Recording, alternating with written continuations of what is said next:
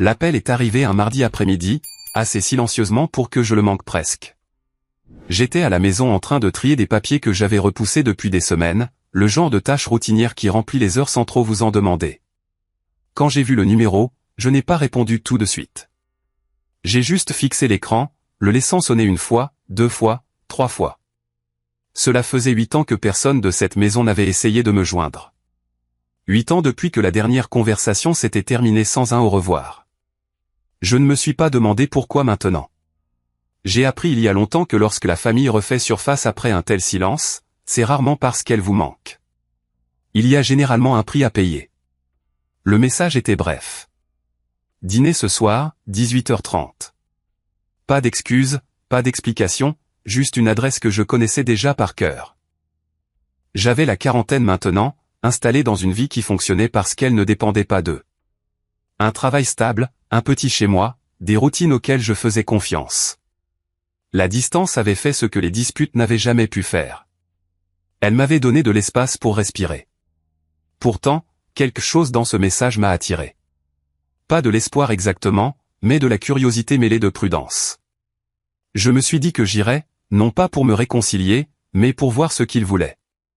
J'ai quitté la maison alors que la lumière commençait à faiblir, le ciel virant déjà à ce gris plat de la fin de l'automne. Le trajet m'a semblé plus long qu'il ne l'était. Chaque kilomètre ramenait des bribes de souvenirs que je n'avais pas invités. Je les ai repoussés au fur et à mesure qu'ils apparaissaient. La nostalgie a une façon de lisser les parties qui comptent le plus, et je n'étais pas d'humeur à me laisser berner. Leur rue avait exactement le même aspect. Des pelouses bien entretenues, des boîtes aux lettres identiques, des lumières de Porsche programmées pour s'allumer au crépuscule.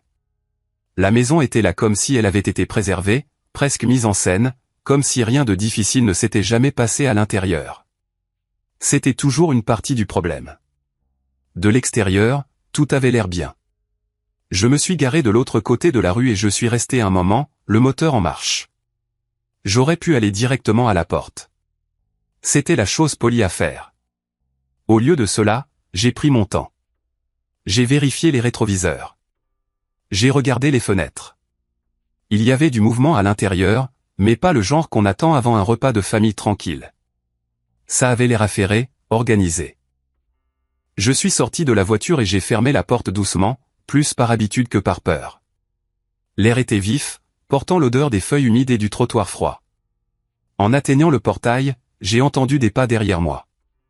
Je me suis retourné, m'attendant à l'un de mes parents. Au lieu de cela, c'était elle.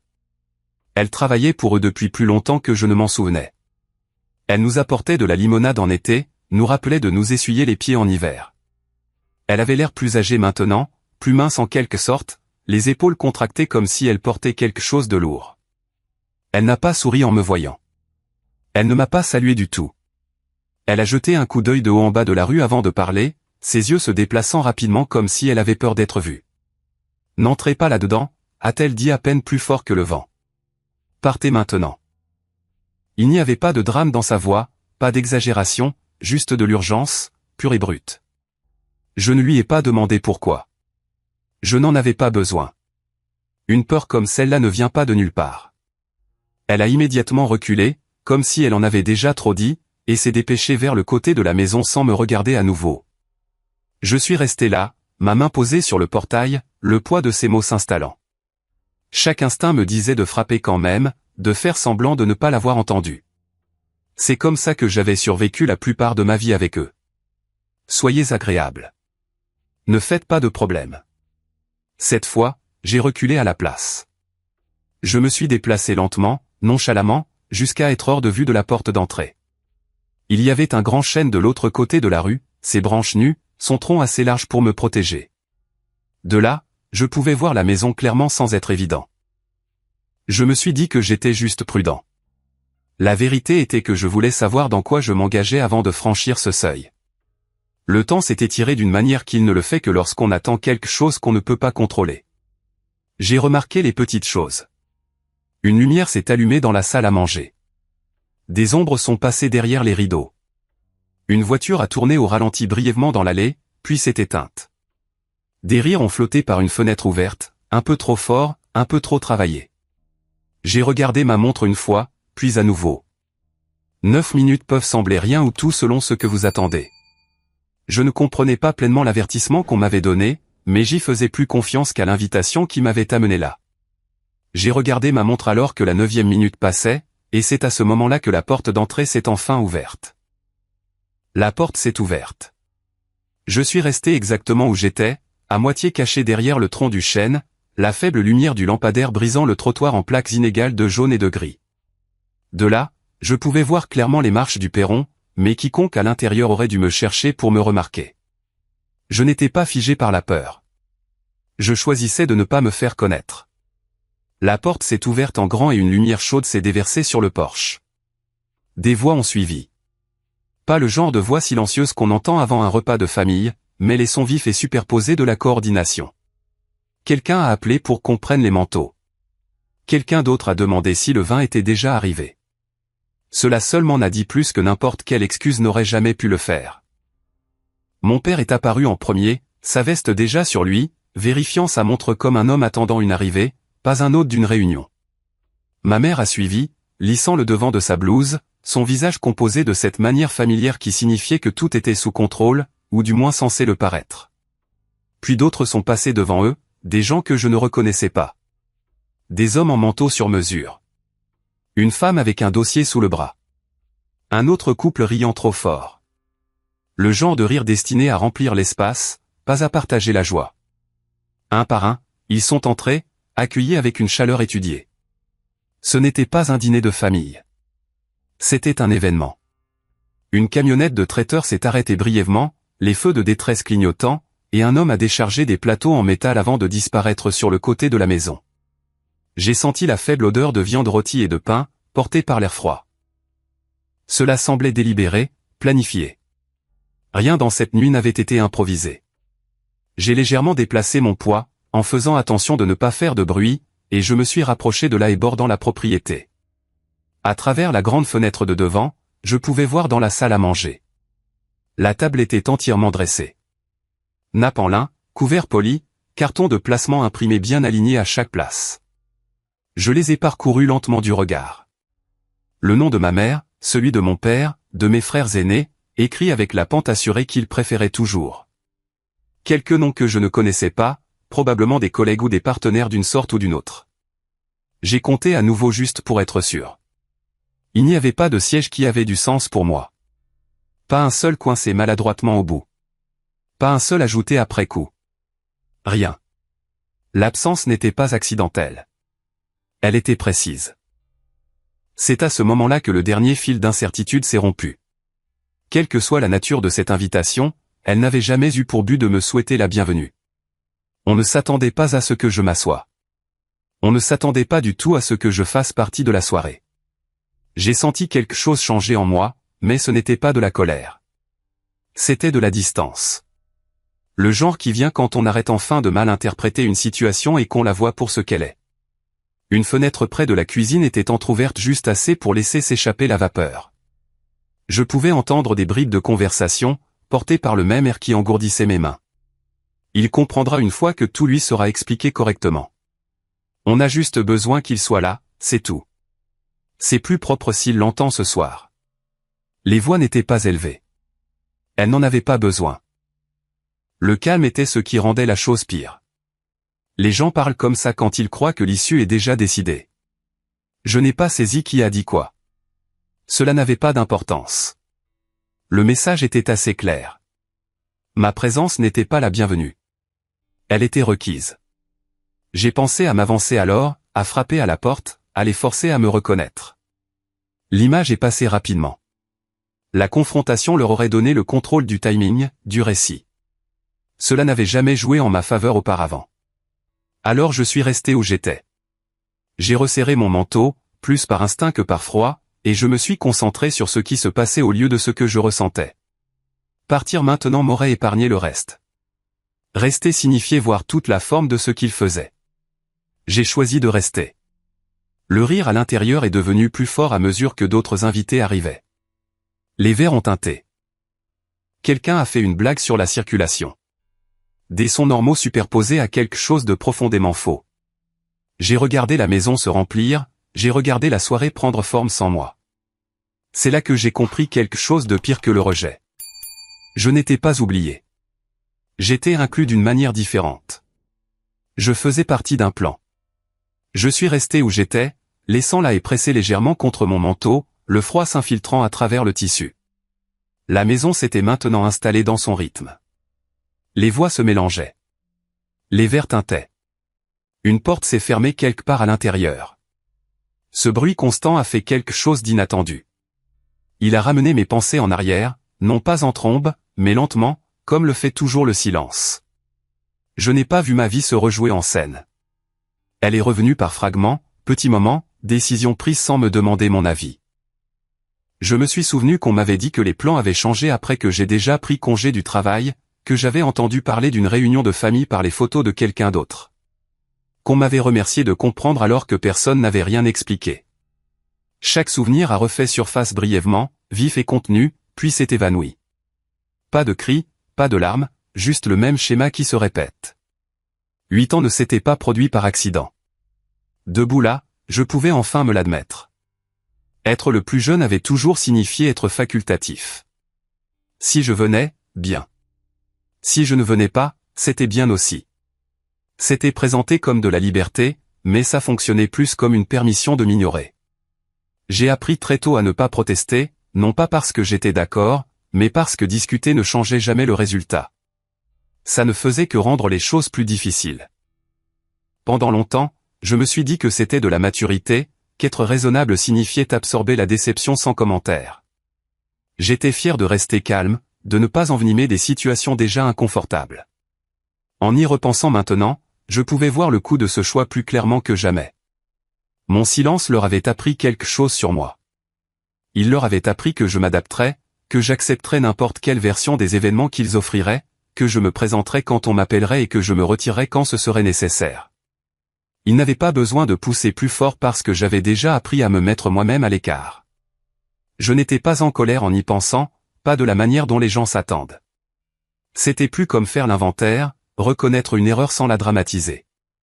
J'avais cru que l'endurance était de la force. Ce que c'était vraiment, c'était de la prévisibilité. De l'extérieur, mon absence avait été expliquée de manière simple. J'étais occupé. J'étais difficile à joindre. J'aimais faire mes propres choses. C'étaient les phrases qui flottaient, transmises aux voisins, aux parents, à quiconque demandait. Personne n'a jamais dit que j'avais été mis à l'écart. Personne n'a mentionné les décisions silencieuses qui se sont accumulées au fil du temps. Cela mettait tout le monde à l'aise, y compris moi, pendant un certain temps. Un autre éclat de rire a flotté par la fenêtre ouverte, plus fort qu'avant, un peu forcé. J'ai changé de position, soulageant la pression sur ma jambe, et j'ai reporté mon attention sur le présent. Les souvenirs avaient fait leur travail. Ils avaient donné forme à ce qui se passait maintenant. Ce soir ne consistait pas à rouvrir de vieilles blessures. Il s'agissait de leviers. Quoi qu'il prévoyait, cela nécessitait ma présence, ou du moins ma coopération. L'invitation, le timing, la mise en scène soignée à l'intérieur de la maison. Rien de tout cela ne pointait vers la réconciliation. Cela pointait vers l'utilité. J'étais de nouveau utile, et c'est pourquoi j'étais là. Cette prise de conscience a tout aiguisé. J'ai arrêté de rejouer le passé et j'ai commencé à observer avec un but, qui se déplaçait où, qui parlait et qui écoutait. La façon dont mon père se penchait lorsque certains n'ont été mentionnés. La façon dont ma mère jetait constamment des coups d'œil vers la porte comme si elle vérifiait quelque chose d'inachevé. J'ai remarqué des détails que j'aurais pu manquer auparavant. À quel point la conversation semblait répétée. À quelle fréquence mon frère hochait la tête sans rien ajouter. Ce n'était pas juste une réunion. C'était coordonné. Le bruit à l'intérieur montait et descendait, confortable et contenu. Pendant que je me tenais juste à sa lisière. Je ne me pressais plus. Je ne pesais plus le pour et le contre de partir. J'attendais. Il pensait que le temps m'avait adouci, avait usé le peu de mordant que j'avais autrefois. Debout là, dans le noir, j'ai compris à quel point c'était faux. Tout ce que ça avait vraiment fait, c'était m'apprendre à attendre. Il pensait que le temps m'avait adouci, mais tout ce qu'il avait vraiment fait, c'était m'apprendre à attendre. Et j'attendais toujours. De ma place près de la haie, sous le faible halo orange du lampadaire, j'ai vu la porte d'entrée rester ouverte juste assez longtemps pour laisser entrer 3 autres invités, dont aucun ne m'était familier. Ils n'ont pas frappé. Ils n'ont pas été accueillis par des accolades ou des sourires. Pas de bienvenue chaleureuse, pas de « tu nous as manqué ». Juste des hochements de tête, de brèves poignées de main, des présentations laconiques qui ne dégageaient aucune chaleur réelle. J'ai légèrement déplacé mon poids, en faisant attention de ne pas faire craquer de brindilles sous mes chaussures. La lumière de la salle à manger se déversait sur le parquet poli comme une scène de théâtre, et tout le monde à l'intérieur jouait son rôle. La table comptait maintenant près d'une douzaine de personnes. Des costumes, des blazers, des robes qui ne disaient pas dîner de famille. Ils disaient affaire. L'air était trop contrôlé, les voix trop prudentes. Pas d'enfants qui courent partout, pas de blagues d'initiés. C'était le genre de silence qui signifiait que les mauvais mots coûteraient quelque chose à quelqu'un. Une femme à la posture parfaite a pris place à côté de mon père. Elle a posé un épais dossier sur la table comme s'il y appartenait. Il n'a pas bronché. Ce dossier ne venait pas d'un sac à main ou d'une mallette. Il avait été apporté dans un but précis. Rien de tout cela n'avait à voir avec la famille. J'ai de nouveau balayé la pièce du regard. Mon frère était là. Bien sûr qu'il était là. Sa cravate était un peu trop serrée, son sourire épinglé en place. Sa femme Karen était assise à côté de lui, avec cette manière familière de prétendre qu'elle était aux commandes. Ma mère avait sa voix d'entreprise, celle qui rendait tout agréable même quand ce n'était pas le cas. Qu'est-ce que je regardais? Ce n'était pas une réconciliation. Ce n'était même pas de la nostalgie. C'était de la stratégie. La façon dont les gens jetaient un coup d'œil vers la porte me disait tout. Ils attendaient toujours quelqu'un de précis. Et je savais maintenant que ce quelqu'un, c'était moi. Mais pas parce qu'il me manquait. Non, j'étais la dernière pièce sur l'échiquier. Ils avaient besoin de moi là. Pas pour parler, pas pour contribuer, juste pour m'asseoir, pour être vu. Ma présence dirait quelque chose qu'ils ne pouvaient pas dire. Que la famille était intacte, fonctionnelle, entière. Que tout ce qu'ils étaient sur le point de faire avait le soutien de tout le monde. Ils voulaient mon visage comme signature, rien de plus. Il y a quelques mois, le nom de mon père était apparu dans un journal d'affaires. Une petite transaction immobilière qui avait mal tourné. Il y avait eu des rumeurs sur quelque chose qui avait été étouffé. À l'époque, je m'en fichais. Nous n'étions pas en contact. Mais maintenant, je me demandais si cette transaction avait laissé des fissures, si le dîner de ce soir visait à les colmater avant que quelqu'un d'autre ne s'en aperçoive. Un homme au fond de la table, la cinquantaine, montre chère, pas un des nôtres, tenait maintenant le crachoir. Il parlait pendant que les autres écoutaient. Pas de bavardage, pas de toast. Je ne pouvais pas entendre les mots, mais le ton en disait assez. Ce n'était pas une célébration. Et pourtant, une chaise restait vide. Celle au centre du long côté de la table, directement face à la porte. Je l'ai regardée longtemps. C'était ma place. Il l'avait préparée avec intention. Serviette blanche pliée juste comme il faut, un verre d'eau intact. Pas parce qu'ils voulaient que je me sente le bienvenu. Parce qu'ils avaient besoin de l'illusion que je faisais partie de cela. Ça m'a frappé alors, plus fort que je ne l'attendais. Ils ne s'attendaient jamais à ce que je parle. Ils s'attendaient juste à ce que je me présente et que j'acquiesce. Je n'étais pas là pour approuver quoi que ce soit. J'étais là pour donner l'impression que je l'avais fait. Toutes ces années de silence n'étaient pas une rupture. C'étaient des préparatifs. Mon absence m'avait rendu neutre, presque propre. Pas de drame, pas de scandale, pas de lien récent.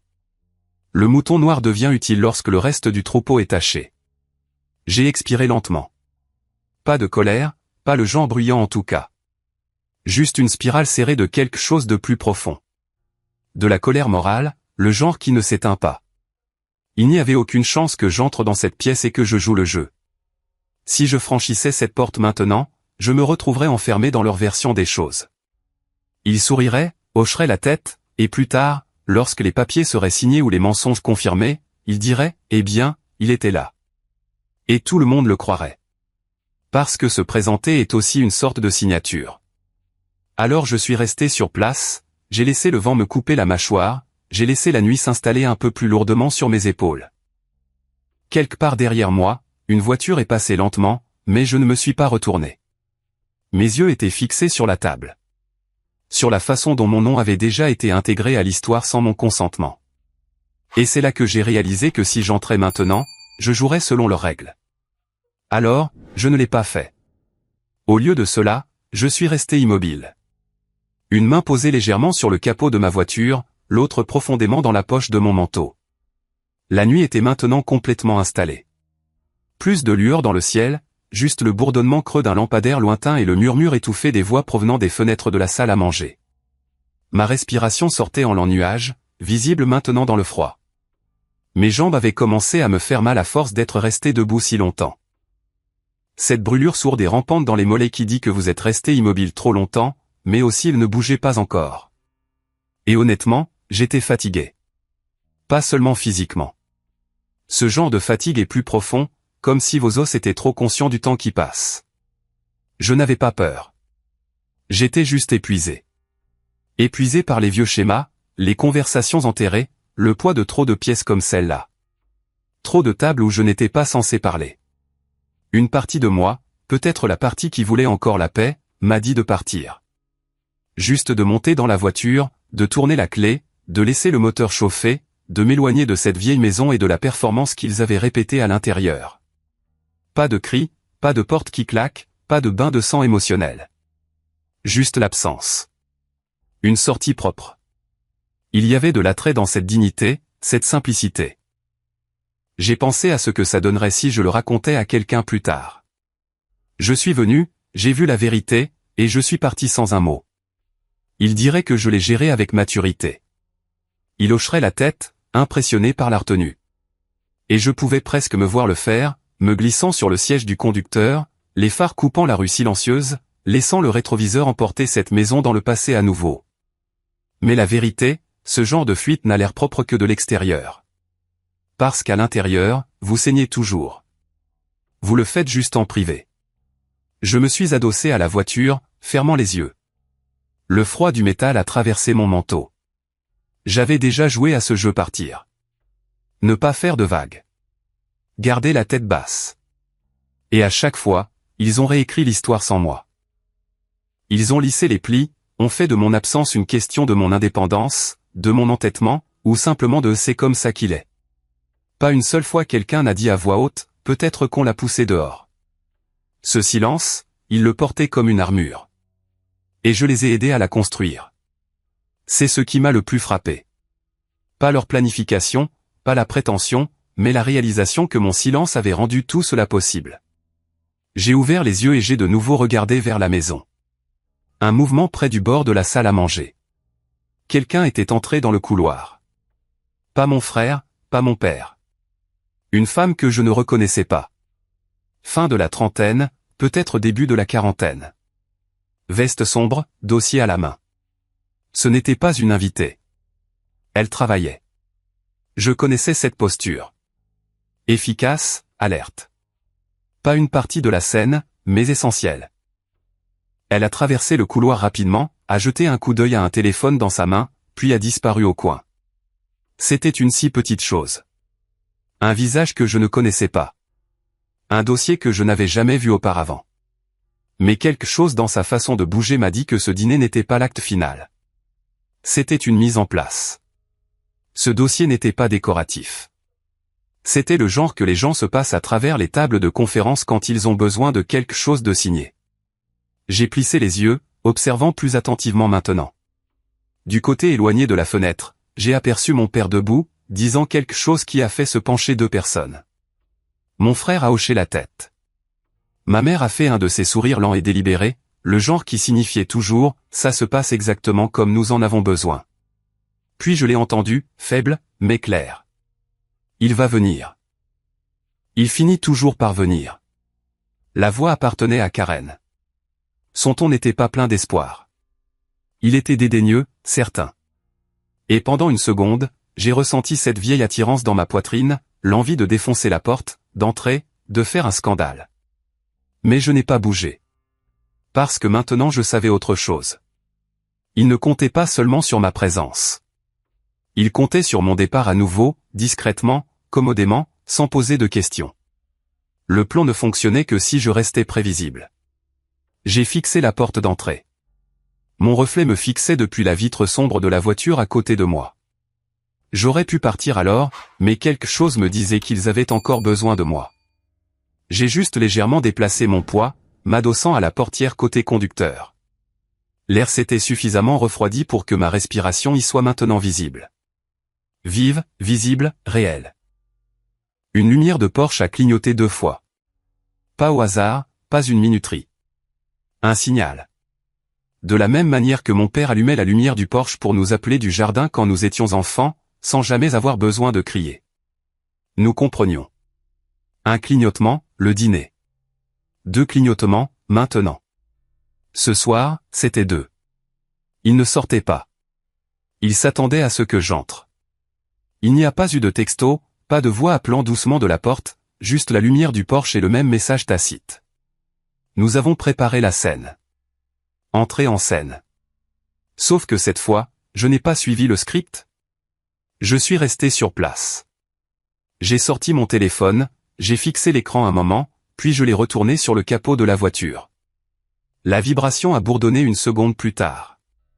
Je ne l'ai pas retourné. Laissez-le vibrer. Laissez-le aller à la messagerie vocale. Ce n'était pas de la colère. Ce n'était pas de la méchanceté. C'était la première fois que mon silence signifiait le non au lieu de tout ce que vous voulez. À l'intérieur de la maison, quelque chose a changé. Au début, c'était subtil. Des chaises ont raclé. L'éclairage des fenêtres de devant a baissé comme si quelqu'un ajustait un variateur trop rapidement. Puis, à travers le rideau à moitié tiré, j'ai aperçu mon frère debout, sortant de la salle à manger vers le couloir d'entrée. L'expression de son visage n'était pas de la confusion. C'était de l'irritation. Le genre qui vient quand un plan ne se déroule pas tout à fait comme prévu. Il a vérifié la porte d'entrée, ne l'a pas ouverte, et juste resté là à attendre. Attendant le bruit de mes pas sur le Porsche, la sonnette, le clic de la poignée. Mais rien n'est venu. Je ne lui ai rien donné.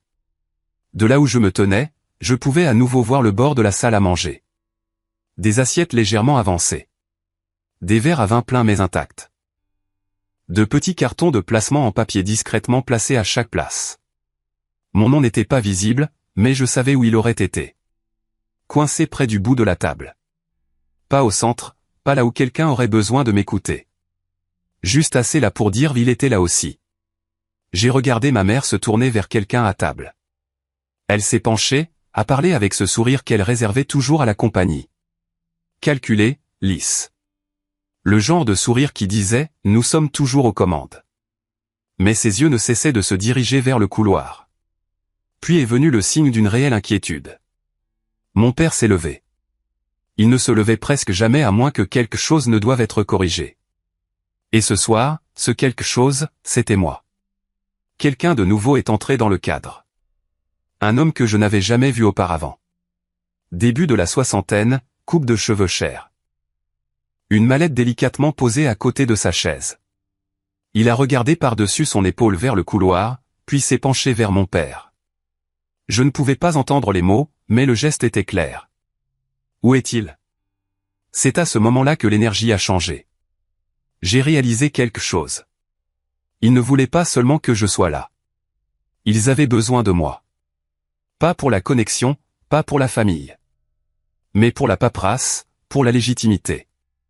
Peut-être pour une signature, peut-être pour le silence, mais certainement pour l'utilité. Et maintenant que je n'entrais pas en scène, la machine avait commencé à bégayer. À l'intérieur, mon frère s'est retourné vers le couloir. Quelqu'un lui a tendu un téléphone. Quelques instants plus tard, le mien a de nouveau vibré sur le capot de la voiture. Je ne l'ai pas touché. L'appel ne venait de personne qui s'en souciait. Il n'y avait pas de chaleur, juste du timing, juste de la pression. Le laisser sonner, c'était comme enfin tracer une ligne dans la pierre. J'ai fait le tour du côté passager de la voiture et je me suis appuyé contre elle, maintenant les bras croisés, regardant les fenêtres comme un homme regardant le dernier acte d'une pièce qu'il avait déjà mémorisée. À l'intérieur, quelqu'un faisait les 100 pas. L'étranger avec la mallette s'est levé, gesticulant doucement. Les mains de mon père sont passées derrière son dos, sa version de l'attention. Ma mère était assise, les mains jointes, les lèvres pincées. Elle ne parlait pas. Elle regardait juste droit devant elle. Et c'est là que j'ai su que je n'étais pas un fils dans leur plan ce soir. J'étais une condition. J'étais la case à cocher nécessaire pour que l'accord qu'ils avaient aligné ait l'air propre, ait l'air sain, ait l'air complet. Mais j'avais pris ma décision. Ils n'auraient pas la fin qu'ils avaient écrite. Pas de confrontation, pas d'accusation, pas de drame. Juste l'absence, l'immobilité, le refus. L'appel suivant n'est pas venu. Au lieu de cela, les rideaux ont été tirés. Mais je suis resté où j'étais. Parce que c'est à ce moment-là qu'ils ont réalisé que je n'allais pas les sauver. Presque instantanément, l'énergie a changé, comme une troupe de théâtre désorientée lorsque son acteur principal ne se présente jamais. Ils se sont agités. Les lumières à l'intérieur ont vacillé alors que quelqu'un se déplaçait à la hâte dans les pièces. Les rideaux qui avaient été tirés étaient maintenant tirés à moitié ouverts à nouveau, scrutant l'obscurité. Je n'ai pas bougé. Je ne leur ai pas fait la courtoisie de confirmer que j'étais toujours en train de regarder. Mais je l'ai senti. La chaleur derrière les fenêtres avait changé. Plus d'attente. Plus de persuasion. Le prochain mouvement ne serait pas doux. Il est venu 10 minutes plus tard, plus vite que je ne l'attendais. Un texto, court, propre, presque suffisant. Merci de confirmer votre soutien. Juste pour vous informer que nous allons procéder au dépôt lundi. Il n'y avait pas de nom attaché, mais je savais qui l'avait envoyé. La partie extérieure, l'homme à la mallette, celui qui avait à peine regardé le verre de vin, qui n'avait aucun intérêt pour la nourriture ou la dynamique familiale. Il était là pour une seule raison, et cette raison avait mon nom écrit dessus. Mais je n'avais rien accepté, et c'était le but. Ils ont décidé de procéder comme si je l'avais fait. Le message n'était pas seulement informatif. Il était stratégique. C'était planter des preuves. Si je contestais plus tard, ils agiteraient ce message comme un bon de permission signé. À l'intérieur, quelqu'un était déjà au téléphone. J'ai vu ma sœur aînée faire les 100 pas près du mur du fond, la voix basse, les mains coupant l'air en gestes courts et agacés. Elle n'était pas la pacificatrice ce soir. Elle était la réparatrice. Et elle réparait quelque chose rapidement. J'ai réalisé alors que ce n'était pas une question de mes sentiments. Ce n'était pas personnel. C'était des affaires. Et j'étais devenu un passif. Je n'étais pas censé avoir des pensées ou des limites. J'étais censé hocher la tête, me présenter, prêter mon nom au récit comme je l'avais fait silencieusement pendant des années. Il ne s'était pas préparé à la résistance. Alors maintenant, il s'adaptait par la force, par la fabrication, en utilisant la seule chose dont il ne s'était jamais soucié quand j'étais plus jeune, mon nom. Un autre message est arrivé, cette fois de l'assistante de mon père. Même ton professionnel. Juste pour confirmer que vous serez sur Zoom pour le résumé des investisseurs de mardi. Investisseurs. Voilà. L'image complète. Ce dîner n'était pas pour la réconciliation. C'était pour la présentation. Ma présence faisait partie de l'image de marque, du récit. Regardez, toute la famille est alignée. Même le silencieux est rentré à la maison. Et maintenant que je n'avais pas franchi la porte, il me faisait entrer quand même, numériquement, fictivement, à la manière d'une trace écrite. Si j'attendais plus longtemps, la version qu'il fabriquait se cimenterait. Pas seulement dans la perception, mais dans les dossiers, les procès-verbaux, les archives. Ils essayaient de m'enterrer dans leur histoire avant que je ne puisse écrire la mienne. C'est là que le plan auquel je m'étais accroché s'est fissuré. J'avais voulu rester silencieux, stratégique, détaché. Mais le silence maintenant n'était pas de la force. C'était du consentement. J'ai sorti mon téléphone et j'ai ouvert mon dossier de documents cryptés. Il y a des années, j'avais gardé chaque version de chaque accord familial caché dans des coins numériques qu'ils ne connaissaient pas. Des originaux, notariés, certains avec de vieilles chaînes de mai jointes, horodatées, datées, certains montrant même comment mon nom avait été inséré dans des choses que je n'avais pas vues depuis 2012. J'ai passé un appel, pas à eux, mais à mon avocat. Heure tardive, oui, mais ce n'était pas une visite sociale. J'ai transmis 2 documents et laissé un message d'une ligne. Préparer une déclaration formelle de non-implication et d'intention de contester l'utilisation non autorisée du nom ou de l'image. Pas de drame, pas de rage, juste la paperasse, comme il m'avait appris. À l'intérieur, ça n'a pas pris longtemps. L'énergie a de nouveau pulsé vers l'extérieur comme un frisson. Du coin de l'œil, j'ai vu mon frère se diriger vers le bureau. Il était au téléphone. L'homme à la mallette l'a suivi, la mâchoire crispée, les yeux plissés. Puis, juste comme ça, quelqu'un a fait irruption dans la salle à manger. Une voix, vive, claire, trop forte, a traversé le verre. Qui lui a dit qu'il avait le pouvoir de signer? Puis des chaises ont bougé. Quelqu'un d'autre a crié. Ma sœur a claqué sa main à plat sur la table. Ils ne faisaient plus semblant. Je savais qu'ils espéraient faire passer ça ce soir. Me faire entrer. M'asseoir. Sourire pour quelques photos. Me faire signer quelque chose de non contraignant qui, plus tard, deviendrait très contraignant. Mais je venais de rendre cela impossible. Et la beauté de la chose, c'est qu'ils ne savaient même pas encore ce que j'avais fait. Seulement que quelque chose avait changé. Le pouvoir avait quitté la pièce. Je les ai regardés s'agiter.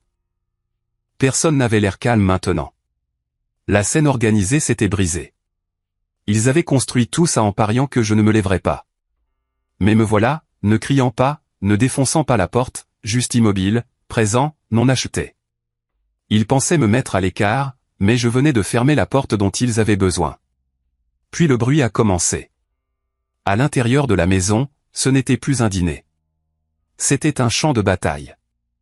Les téléphones ont sonné en succession rapide. Des tiroirs se sont ouverts et ont claqué. Les voix se sont superposées en rafales saccadées et paniquées. Je n'avais pas besoin d'entendre chaque mot pour connaître le ton. Ils perdaient le contrôle et ils le savaient. La lumière du porche s'est allumée. La porte d'entrée a grincé un instant plus tard et ma sœur est sortie. Ses yeux ont balayé la rue comme si elle s'attendait à ce que je sois accroupi derrière un buisson. Ou peut-être que j'attendais au portail avec un discours dramatique. Je suis resté où j'étais, appuyé nonchalamment contre la voiture de location, les bras croisés, ne me cachant pas, mais ne m'approchant pas non plus. Elle m'a repéré. Pas de signe de la main, pas de sourire, juste un signe de tête. Mesuré. Un signal. Le genre que nous utilisions quand nous étions plus jeunes, échangeant des secrets à huis clos. Mais ce n'était pas ça. Un instant plus tard, mon téléphone a vibré.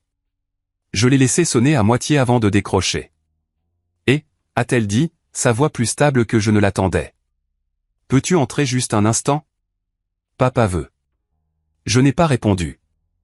Je sais que c'est compliqué, a-t-elle continué. Mais on essaie de régler ça, d'accord? On doit conclure ce soir. Ça doit se faire maintenant. On ne pensait pas que tu rendrais les choses si difficiles. Ça m'a fait sourire. Pas gentiment. Elle a hésité. Tu n'as rien à faire. Juste montrer ton visage. Rassurer les autres. Tu n'as pas à parler. Ils veulent juste voir la famille réunie. S'il te plaît. Culpabilité. Pas direct. Mais là. Je suis resté silencieux, laissant juste sa voix remplir l'espace. Puis elle a ajouté, tu sais comment ça va paraître si tu n'aides pas. Pour toi, pour nous tous. Voilà. La menace derrière la supplication. Pourtant, je n'ai pas répondu, et après une longue pause, elle a raccroché. J'ai fixé l'écran un moment, puis je l'ai éteint complètement. Il pensait que j'étais silencieux avant. Maintenant, j'étais intentionnel. La dernière carte qu'ils avaient à jouer était l'émotion, l'urgence enveloppée de familiarité. Ils voulaient m'attirer sans me traîner, me rendre complice sans me faire parler. Mais ça ne marcherait plus. J'ai ouvert le dossier que j'avais préparé sur mon téléphone. Il y avait un message déjà en file d'attente. Pas long, pas dramatique, juste factuel. J'ai appuyé sur envoyer. Il est allé directement à l'avocat de la partie extérieure. Aucun consentement donné, aucune participation autorisée. Toute utilisation de mon nom, de mon image ou de ma signature en rapport avec la réunion de ce soir est illégale. Une mise en demeure formelle suivra. Moins d'une minute plus tard, j'ai vu l'onde de choc. De la fenêtre, l'homme en costume, le type à la mallette, a sorti son téléphone, a lu quelque chose, s'est figé, puis s'est tourné vers mon père. Même à travers la vitre, je pouvais lire le mouvement de sa mâchoire. Un de ces serrements de dents que les gens font quand l'affaire vient de tomber à l'eau et que personne ne sait comment la réparer sans paraître faible.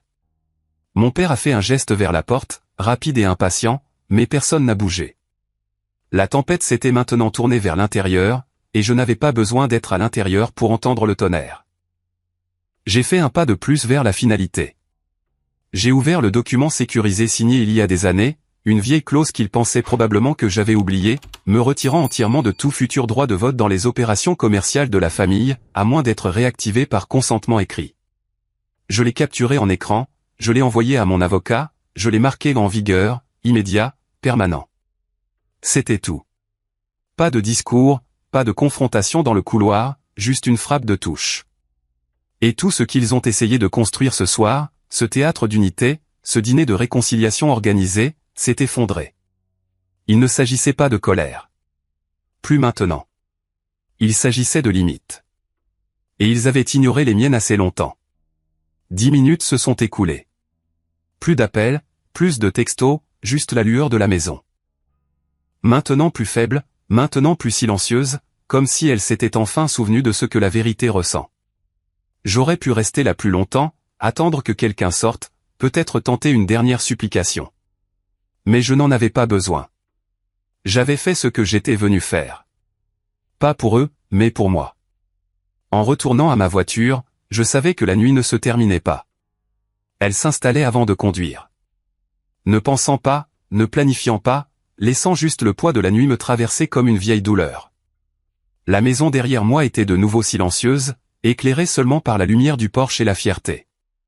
Quelle que soit la tempête qui tournait encore là-dedans, elle ne m'appartenait plus. Au moment où j'ai quitté l'allée, le quartier était endormi. Les rues étaient vides. Pas de phare, pas de mouvement, juste ce bleu pâle du petit matin commençant à toucher l'horizon. Quelque part entre la nuit et le jour, le silence devient son propre son. Un bourdonnement doux, familier, final. Je ne me sentais pas triomphant. Je n'étais pas en colère non plus. Je me sentais juste fini. Au prochain feu rouge, j'ai jeté un coup d'œil dans le rétroviseur, non pas pour vérifier mon visage, mais juste pour me rappeler que j'étais toujours là, toujours entier. Il n'y a pas eu d'appel de leur part ce matin-là. Pas de texto, pas d'explication ou d'excuse. Je n'en attendais pas. Et c'est exactement pour ça que j'allais bien. Parfois, ce qui fait le plus mal, ce n'est pas ce que les gens font. C'est ce qu'ils n'admettent jamais. Et après toutes ces années, j'avais cessé d'espérer une admission. Au lieu de cela, j'ai eu une confirmation. Silencieuse, efficace, légale. L'accord qu'ils ont essayé de conclure cette nuit-là sans moi était mort-né. La partie extérieure s'était retirée officiellement, irrévocablement. Mon avocat a transmis l'email. Aucun commentaire nécessaire. Leur tentative de me contourner avait échoué dans un langage qu'ils ont finalement compris, les conséquences. J'ai fait du café. Je n'ai pas bu. Je me suis assis à la petite table de cuisine de mon appartement en location avec ses chaises dépareillées et sa lumière vacillante au plafond. De l'autre côté de la rue, un chien a aboyé une fois. Puis le silence est revenu. Je n'avais pas dormi, mais mon corps s'en fichait. L'adrénaline a une étrange façon de s'étirer lorsque plus rien ne reste à combattre. J'ai de nouveau pris mon téléphone, non pas pour vérifier les messages, mais pour faire défiler jusqu'à une photo. C'était une photo d'il y a des années, un anniversaire, peut-être. Le dernier où tout le monde s'était présenté en faisant semblant de s'en soucier. Dans le coin, à peine visible, se trouvait la vieille gouvernante, Maria. Elle ne regardait pas l'appareil photo. Elle ne le faisait jamais. Mais je me souvenais de son visage cette nuit-là. La façon dont ses yeux s'étaient attardés sur les miens alors que j'étais sur le point de partir tôt. Elle n'a rien dit à voix haute, juste un murmure alors que je passais. Fais attention à ce pourquoi ils ont besoin de toi. À l'époque, j'ai pensé que c'était de la peur. Peut-être de la pitié. Maintenant, je sais que c'était autre chose. C'était de l'intégrité. Le seul avertissement qui ne venait pas avec un prix. Elle avait vu plus derrière ces murs que n'importe lequel d'entre nous ne voulait l'admettre, et elle n'a jamais eu besoin de parler en phrases complètes pour dire quelque chose de vrai. J'ai verrouillé mon téléphone et j'ai regardé la lumière du matin s'étirer à travers les stores. Pendant si longtemps, j'avais mesuré ma valeur à la discrétion avec laquelle je pouvais rester en arrière-plan. Je pensais que si je ne poussais pas, ne discutais pas, n'embarrassais personne, je pourrais encore appartenir. Que le silence pourrait me faire une place. Mais le silence n'est pas le respect. C'est un délai. Et j'ai attendu assez longtemps. Il ne m'avait rien pris, pas de manière permanente. Ce que j'avais abandonné, c'était à moi de le reprendre. pas d'eux, de moi-même. Je n'avais pas besoin de leur invitation pour me sentir entier. Je n'avais pas besoin de leur accord pour avancer. Je pouvais nommer qui j'étais sans que leur nom soit attaché au mien. Et quand je l'ai fait, le nom n'était pas amer. Il n'était pas brisé. Il était le mien. Le mot famille signifie différentes choses à différents moments. Parfois, c'est du réconfort. Parfois, c'est du camouflage. Parfois, c'est un rappel de qui vous ne serez plus jamais. Dans mon cas, c'était une leçon de limite. Et cette leçon est restée plus profondément que n'importe quelle réconciliation ne pourrait le faire. Je n'ai pas quitté cette nuit-là en espérant qu'il me poursuivrait. Je suis parti en sachant qu'il ne le ferait pas. Et c'était le but. Il y a de la force à lâcher prise, même quand ça ne ressemble pas à une victoire. La paix ne vient pas en ayant le dernier mot. Elle vient en sachant que vous ne devez à personne une dernière ligne. Alors, je n'ai pas envoyé de message. Je n'en ai pas vérifié non plus. J'ai ouvert la fenêtre, j'ai laissé l'air traverser la pièce. J'ai versé le café froid dans l'évier et j'ai respiré.